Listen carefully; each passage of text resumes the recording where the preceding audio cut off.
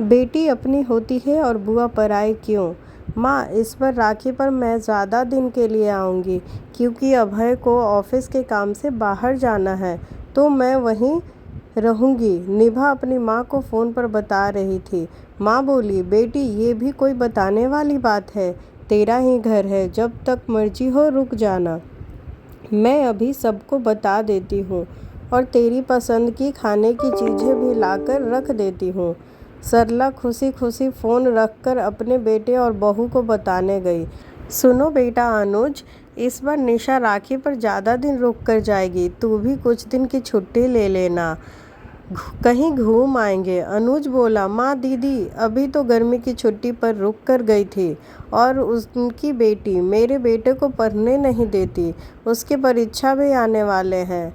आप दीदी को मना कर दो, वो राखी में एक दिन से ज़्यादा नहीं रुके। बेटे की बात सुनकर सरला गुस्से में बोली, कैसी बात कर रहा है तू? उसकी शादी हो गई, इसका मतलब ये नहीं कि कोई हक नहीं उसका। जब मन होगा आएगी, जितने दिन रुकना होगा रुक कर जाएगी। बहू प्रीति बोली कि घर तो बुआ जी का भी है, पर जैसे आप बुआ जी को मना कर देते हैं यहाँ आने से, वैसे ही दीदी को मना कर दो। बहू की बात सुनते ही सरला चुप सी हो गई। सही कह रही थी प्रीति बहू। शादी के बाद से ही सरला को अपनी ननद का आना जाना बिल्कुल भी पसंद नहीं था। उसको लगता था कि ननद के आने से घर का काम बढ़ जाता है और फिर फालतू के खर्च होते हैं।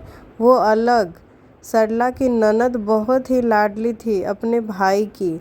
सरला के पति नरेश अपने माता पिता की मृत्यु के बाद अपनी बहन को किसी चीज़ की कमी नहीं होने दिए, लेकिन सरला से शादी के बाद बुआ जी का आना न के बराबर हो गया, क्योंकि सरला अपनी ननद को बहुत ताने देती थी।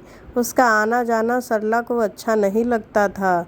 अगर कभी सरला का पति नरेश अपनी बहन के आने की बात करता तो सरला मना कर देती और बोलती, जाकर ससुराल में ही मिल आओ।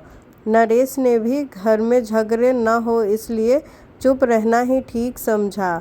आज सरला को बहू के बोलने पर एहसास हुआ कि मेरी ननद को भी अपने मायके की याद आती होगी। सास ससुर के मरने के बाद तो मायका सिर्फ भाई और भाभी से ही होता है। सरला ने अपनी ननद को फ़ोन किया और रोते हुए बोली कि दीदी मुझे माफ़ कर दीजिए, मैंने आपके साथ बहुत बुरा व्यवहार किया है। आपको इतने साल से मायके नहीं बुलाया, इस बार आप राखी पर ज़रूर आना। ननद भी रोते हुए बोली कि ज़रूर आऊँगी भाभी। ये सब सुनते ही सरला के दिल का आधा बोझ उतर गया। इधर अनुज ने भी अपनी बहन को फ़ोन किया और पूछा कि कब आ रही है, मेरे लिए अच्छी मिठाई लाना।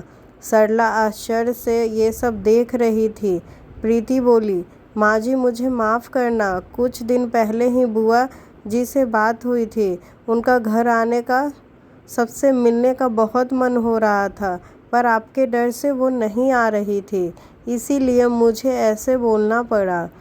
वैसे भी बेटियां का अपने मायके में हक होता है, चाहे बेटी खुद की हो या सास की। उनसे कैसी भी शिकायत नहीं होनी चाहिए। प्रीति ने अपनी सास को रिश्ते की अहमियत सिखा दी। बेटी तो मायके में रौनक फैलाने आती है, खुशियाँ पाने आती है।